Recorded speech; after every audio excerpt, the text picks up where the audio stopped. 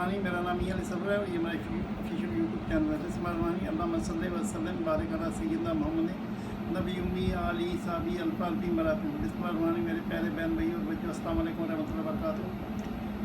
आज अल्लाह के फजल करम से और उनके इजाज़त से मैं आपकी खिदमत में हाज़िर हूँ।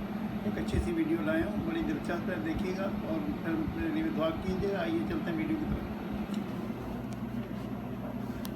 बिस्मिल्लाहिर्रहमानिर्रहीम। अल्लाह के नाम से शुरू करता हूँ जो बड़ा मेहरबान नहायत रहम करने वाला है। एक बीमार और ज़ईफ़ बुढ़िया का किस्सा आपकी खिदमत पेश कर रहा हूँ। घर में दाखिल हुआ, मियाँ घर में दाखिल हुआ तो देखा कि बीवी रो रही है।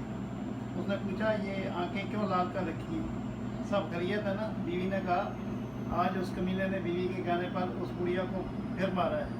उसने अपने घर के सामने वाले घर का तमाम वाक़या अपने शौहर को बता दिया और फिर रोने लगी।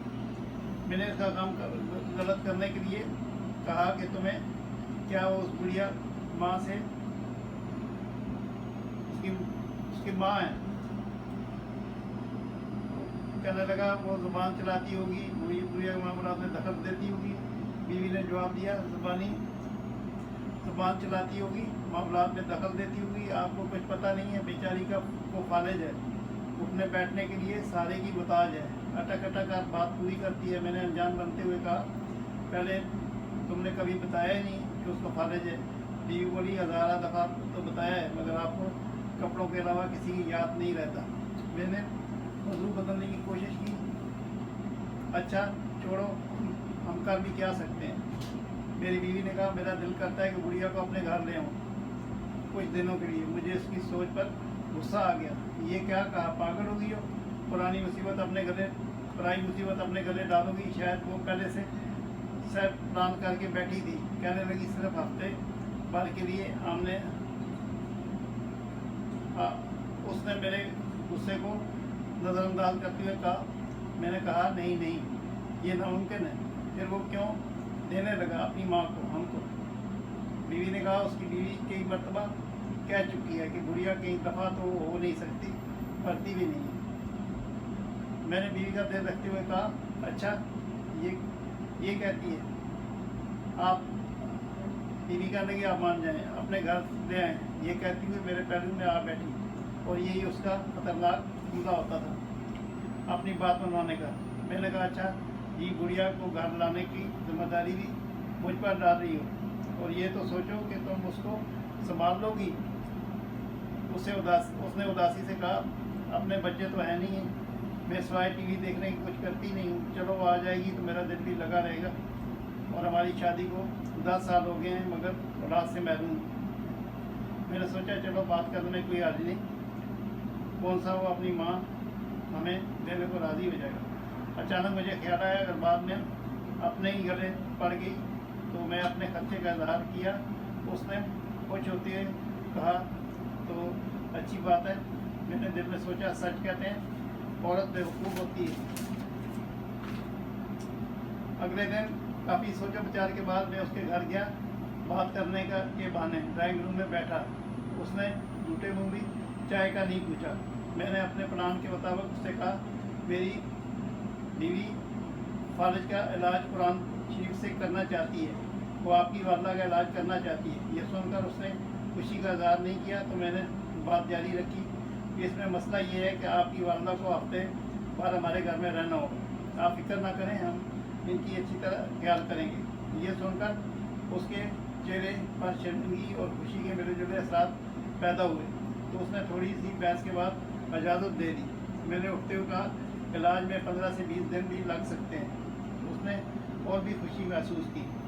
कहने लगा, सलीम साहब, मैं तो चाहता हूँ कि मेरी माँ ठीक हो जाए, भले महीना क्यों ना लग जाए, और यूँ इस तरह माँ हमारी मुस्तकिल ही होकर रहेगी।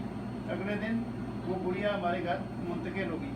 बस वो बुढ़िया क्या थी, नूर का एक ढेर सा था, लागर कमज़ोर सी, जैसे ज़माने भर के गम उसके नूरानी झुर्रियों में चेहरे पर थे।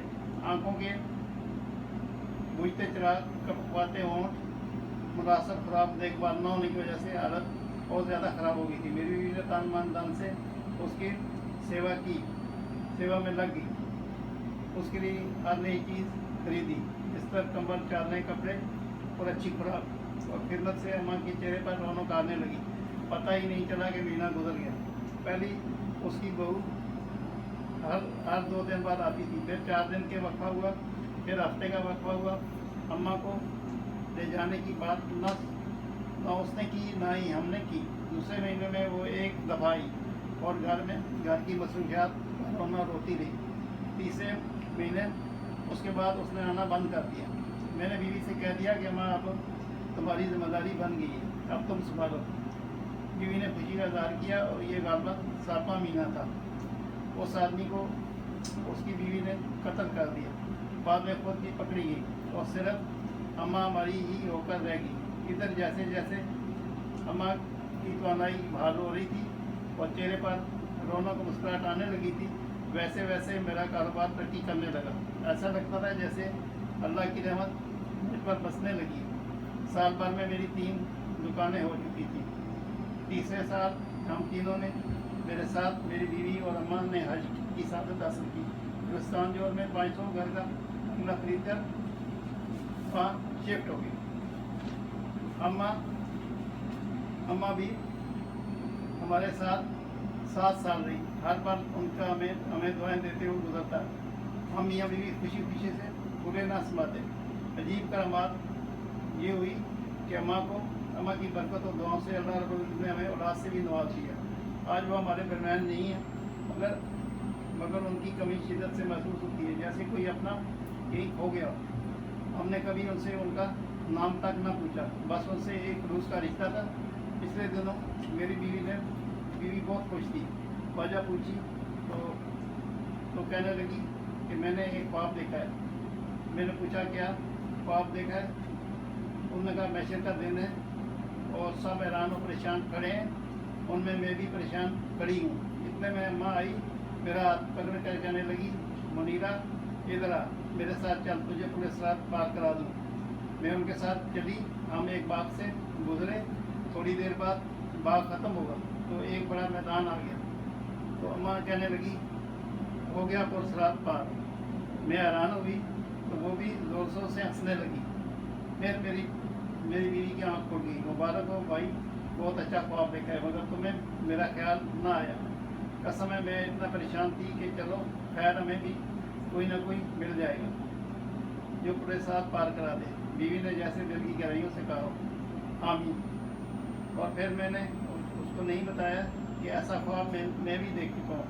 बस फर्क ये था कि अम्मा ने मेरा हाथ पकड़ते वक्त कहा था, चलो तुम्हें मुनीरा के पास ले चलूँ, वो पुलिस साहब के पास तुम्हारा इंतज़ार कर रही है।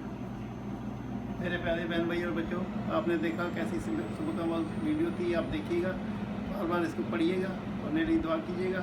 सल्लल्लाहु तआला खैर खल्क़ी मोहम्मद व आलिहि सहाबी अजमईन ज़िंदगी रही।